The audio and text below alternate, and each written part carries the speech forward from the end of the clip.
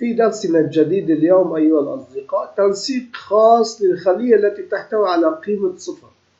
هذه الخلية عندما تحتوي على هذه القيمة عندما نراها نستعيد بها في تنسيق يظهر لنا هذا التنسيق أنه يطلب مننا أن نضع 0 منقوطة قوس ناقص 0 إغلاق القوس فاصلة منقوطة ثم إشارة السالب.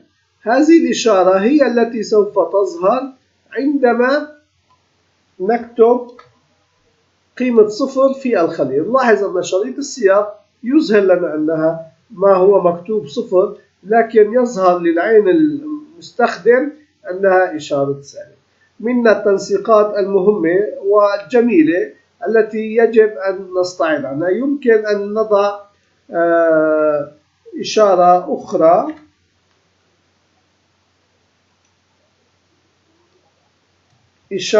لنفرض الخط السفلي. لا يسمح لنا بصراحة، لا يسمح لنا إلا إشارة الناقص في هذا التنسيق. فإذا لنتعلم هذه الميزة ونعممها في تنسيقاتنا وجداولنا المستقبلية. نلتقي غدا مع ميزة ومعلومة جديدة خاصة بالإكسل. إلى اللقاء.